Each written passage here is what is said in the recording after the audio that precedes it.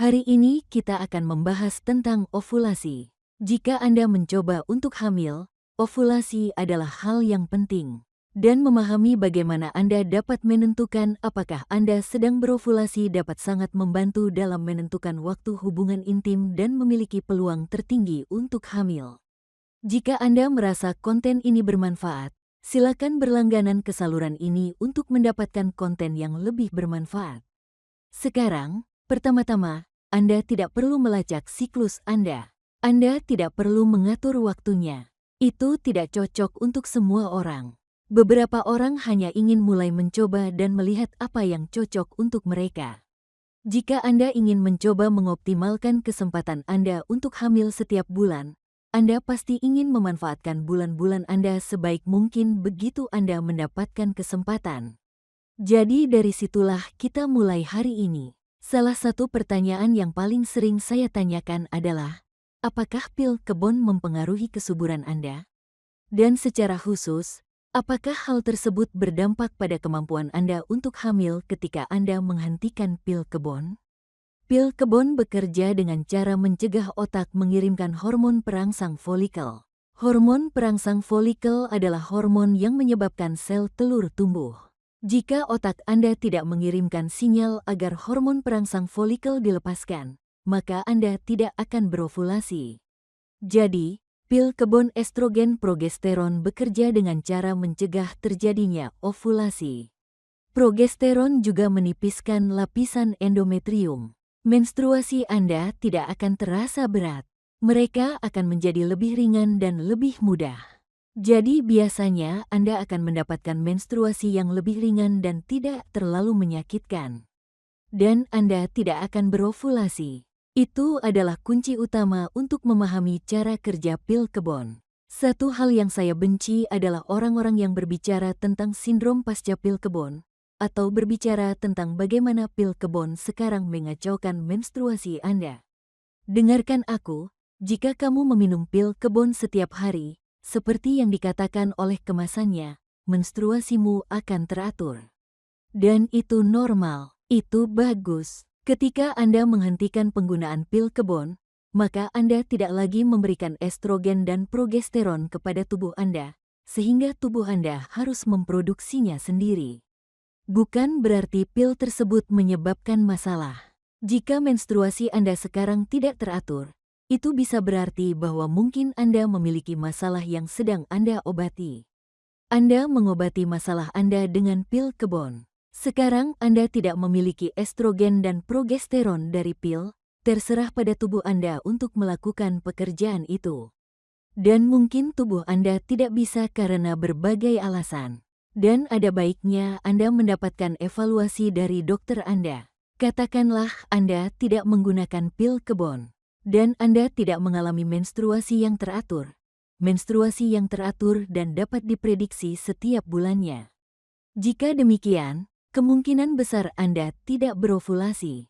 Dalam penelitian tentang pengendalian kelahiran, terkadang wanita mengalami keterlambatan untuk hamil dalam 6 bulan pertama. Jadi kelompok perempuan yang tidak menggunakan pil kebon pada tahun lalu yang mulai mencoba untuk hamil, rata-rata akan hamil dalam 3 atau 4 bulan. Sementara itu, bagi wanita yang berhenti menggunakan pil dan yang telah menggunakan pil tersebut selama 1 tahun terakhir, kemudian mencoba untuk hamil, mereka akan hamil dalam waktu 4-5 bulan. Jadi ada perbedaan sekitar 1 bulan antara kedua kelompok wanita dalam 6 bulan pertama. Namun setelah 6 bulan, tidak ada perbedaan. Mungkin Anda membutuhkan waktu sekitar 1 bulan ekstra untuk mulai mencoba hamil. Kemungkinan hal ini disebabkan oleh pengaruh progesteron yang berkepanjangan pada lapisan endometrium, sehingga menipiskan lapisan endometrium. Dan hanya butuh waktu bagi otak untuk bekerja dan melepaskan hormon perangsang folikel sehingga para wanita dapat mulai berovulasi.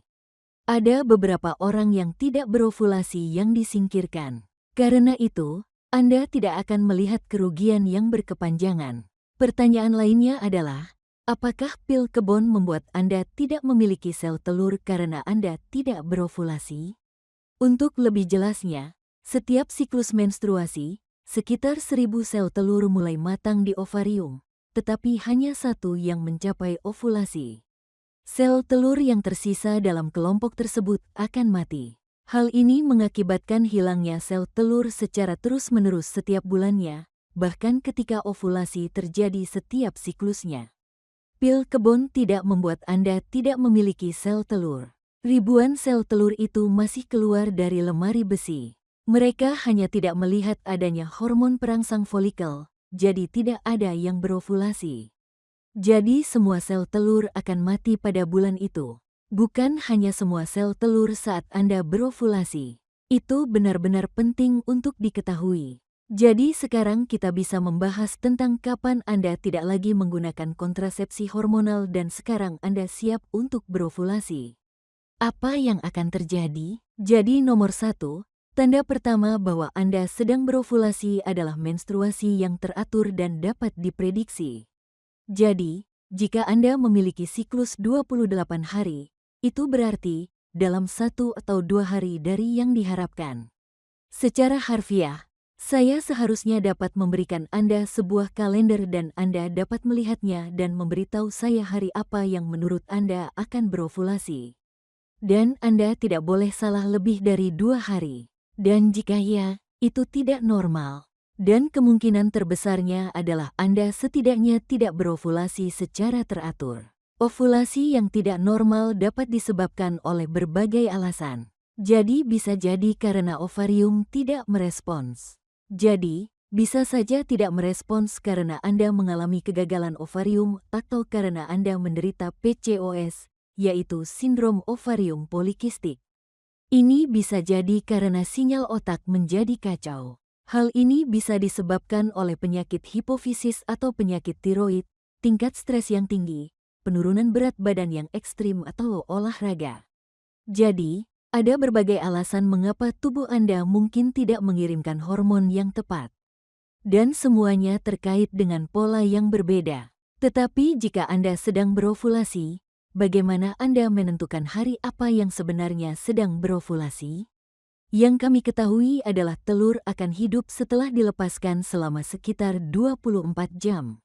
Jadi benar, Anda memiliki waktu 24 jam untuk berhubungan seks jika Anda mencoba untuk hamil dari masa ovulasi tersebut.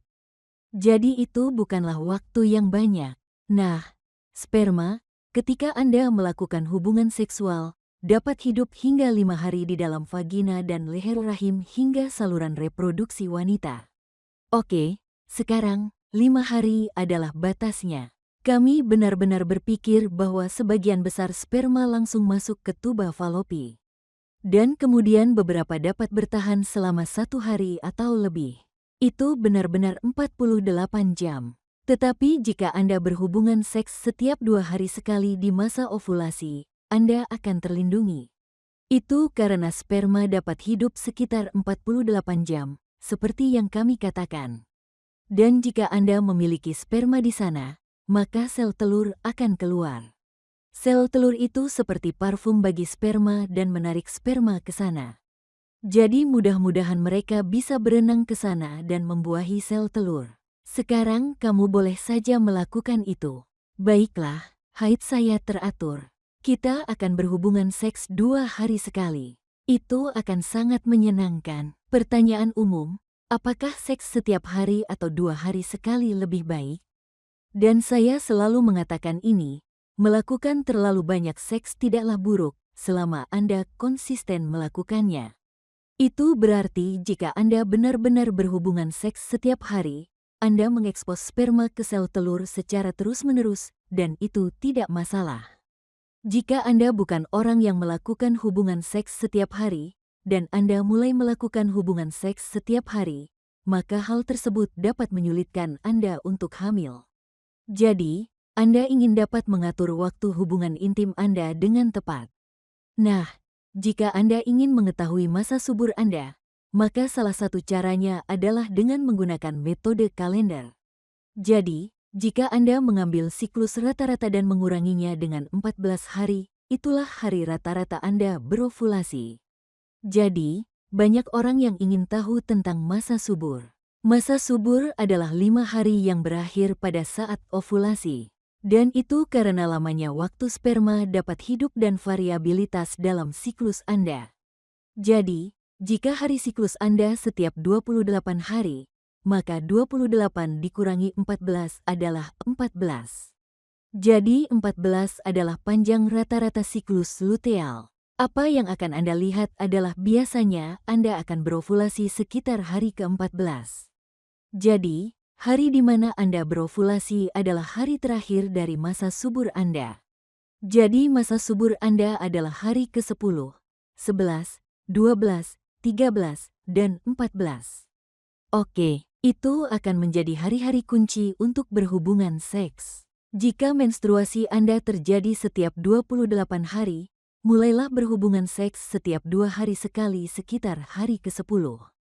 Dan Anda akan mendapatkan masa subur Anda jika Anda melakukannya selama seminggu. Saya akan mengatakan ini tentang metode kalender. Pada dasarnya itulah yang baru saja saya bahas. Panjang siklus menstruasi rata-rata Anda dikurangi 14 menunjukkan masa subur Anda.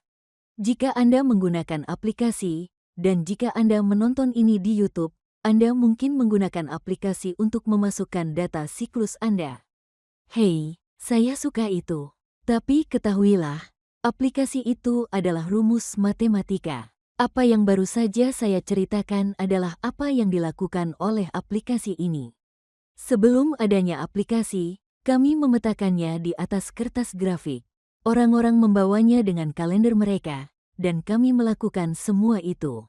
Tapi ini hanyalah sebuah formula. Jadi aplikasi Anda mengambil panjang siklus rata-rata Anda dan memodifikasinya dari bulan ke bulan karena mendapatkan lebih banyak data dari Anda. Dan memberitahu Anda masa subur Anda. Dan dengarkan dengan seksama jika menstruasi Anda tidak dapat diprediksi dengan sempurna dalam 1 atau 2 hari dari yang diharapkan. Rumusnya salah.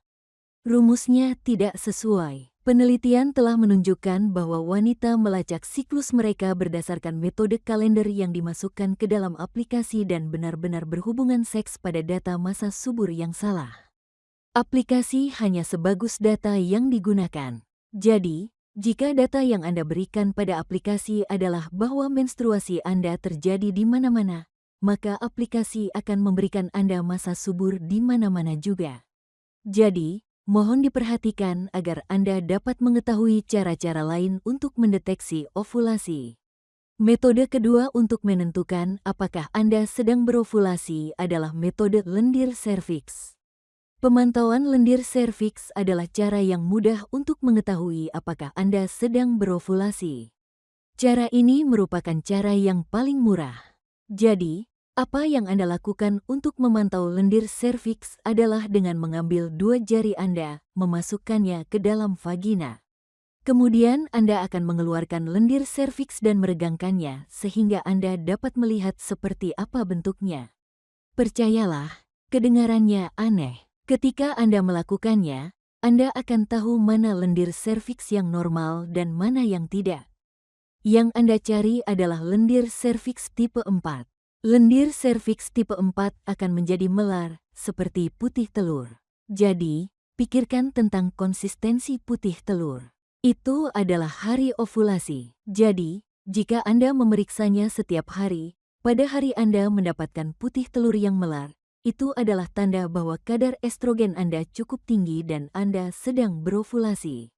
Ini adalah hari puncak Anda untuk berhubungan seks jika Anda melakukan pemantauan lendir serviks. Metode ketiga untuk menentukan apakah Anda sedang berovulasi adalah pengujian hormon luteinizing. Ini juga dikenal sebagai alat prediktor ovulasi. Ingatlah bahwa hormon luteinizing adalah sinyal dari otak yang memberitahu tubuh bahwa inilah saatnya untuk berovulasi. OPK adalah istilah yang umum digunakan untuk alat prediktor ovulasi. Ini adalah alat kemih yang Anda buang air kecil di atas tongkat dan Anda akan mendapatkan lonjakan. Jadi, Anda mengukur LH. Ada opsi digital. Ada juga opsi yang bukan, yang hanya berupa garis datar. Dan keduanya baik-baik saja. Jika Anda menggunakan versi garis, Anda harus membuat garis strip test lebih gelap daripada kontrol. Jika menggunakan versi digital, alat ini hanya akan memberitahu Anda ya atau tidak bahwa Anda berovulasi.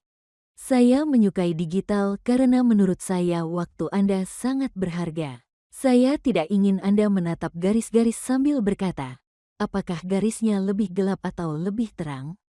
Tapi itu terserah Anda. Tentu saja digital bisa lebih mahal. Namun ada beberapa kekurangannya. Jadi, Anda harus memeriksanya setiap hari. Anda harus memeriksanya setiap hari karena lonjakan Anda mungkin hanya berlangsung selama 24 jam. Selain itu, lonjakan dilepaskan pada pagi hari. Oleh karena itu, jika Anda sedang bekerja di pagi hari, maka memeriksa urin pagi pertama Anda mungkin tidak akan berhasil untuk Anda.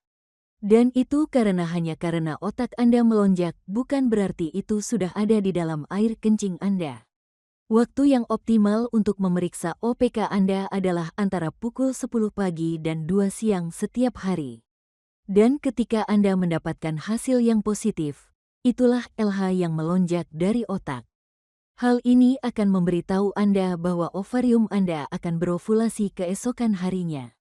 Jadi kuncinya, jika kalian sedang bertengkar dan kalian hanya akan melakukan hubungan intim 2 kali untuk mencoba hamil, itu akan menjadi hari di mana OPK positif, dan sehari setelahnya. Karena sehari setelah OPK positif adalah hari di mana Anda akan berovulasi, sehingga hari di mana hasil OPK positif akan memberi Anda sedikit dorongan sperma, siap dan menunggu sel telur untuk dilepaskan. Jangan periksa OPK setelah Anda mendapatkan lonjakan pertama Anda. Jangan memeriksa OPK sehari setelah Anda mendapatkan hasil positif pertama Anda, karena tidak ada gunanya. Korpus luteum, yang merupakan folikel yang membuat progesteron dengan cara berdenyut karena denyut LH melalui seluruh fase luteal. Jadi, Anda akan membuang-buang waktu dengan memeriksa lonjakan hormon luteinizing. Setelah Anda mendapatkan positif pertama, Anda akan mendapatkan lonjakan besar, dan kemudian Anda akan melihat denyut nadi. Jadi, hasil positif pertama akan memberitahu Anda kapan Anda berovulasi. Sisanya tidak ada gunanya, jadi jangan gunakan mereka. Oke, jadi kami telah membahas metode kalender, lendir serviks, dan OPK. Metode keempat untuk mengetahui apakah Anda sedang berovulasi disebut metode suhu tubuh basal. Suhu tubuh basal adalah ketika Anda mengukur suhu tubuh Anda di pagi hari dengan termometer yang sangat spesifik sehingga dapat mendeteksi perubahan kecil dan bertahap seperti ini. Sekarang ini akurat. Setelah Anda berovulasi, tubuh Anda membuat progesteron. Kami berbicara tentang bagaimana korpus luteum membuat progesteron. Progesteron meningkatkan suhu tubuh Anda. Jadi, Anda dapat mendeteksi pergeseran atau peningkatan suhu tubuh Anda dengan termometer khusus ini. Jadi, jika Anda melihat pergeseran suhu, dan sekarang suhu Anda lebih tinggi, itu mengonfirmasi bahwa Anda berovulasi. Namun metode ini tidak membantu Anda untuk mengatur waktu hubungan intim Anda. Oleh karena itu, ini bukan cara favorit saya. Jadi, tidak ada gunanya jika Anda mengatakan, "Oh, baiklah, sekarang saya sudah berovulasi." Dan jika Anda tidak melakukan hubungan seks, itu tidak membantu Anda. Namun, jika Anda memetakan suhu baru dan menstruasi Anda sangat teratur setiap hari, maka hal ini dapat membantu menyempurnakan dan memprediksi siklus berikutnya. Jadi, jika siklus Anda sempurna pada 28 hari, dan Anda selalu mendapatkan menstruasi pada hari ke-15, maka Anda tahu bahwa ovulasi Anda terjadi sekitar hari ke-14. Jadi, hal ini dapat membantu untuk siklus berikutnya jika menstruasi Anda dapat diprediksi. Tolonglah, jika menstruasi Anda tidak dapat diprediksi, maka jangan buang waktu Anda untuk melacak suhu basal tubuh Anda. Jangan habiskan energi mental Anda yang berharga untuk melakukan metode ini. Itu tidak sepadan. Ada juga cara lain, seperti gelang dan semacamnya, dan itulah yang mereka lakukan juga. Mereka memeriksa suhu tubuh Anda secara konstan sehingga tidak terlalu merepotkan, tetapi data yang Anda dapatkan hanya sebaik yang Anda masukkan. Jadi, jika menstruasi Anda tidak teratur, gelang ini juga tidak cukup baik untuk Anda. Menargetkan pada hari utama ovulasi Anda dapat membantu Anda mencoba mengoptimalkan peluang Anda untuk hamil. Jika Anda tidak berovulasi, inilah permohonan saya, tolong jangan buang-buang waktu Anda. Jangan dengarkan ketika ada orang yang mengatakan bahwa Anda harus menunggu 6 bulan atau 1 tahun sebelum menemui dokter kesuburan atau dokter kandungan Anda. Jika menstruasi Anda tidak teratur dan dapat diprediksi, ada sesuatu yang salah, dan Anda berhak mendapatkan evaluasi untuk mengetahuinya sebelum Anda terlambat. Jadi, silakan menjadi advokat bagi diri Anda sendiri. Terima kasih banyak telah menonton. Silakan like dan subscribe ke channel ini.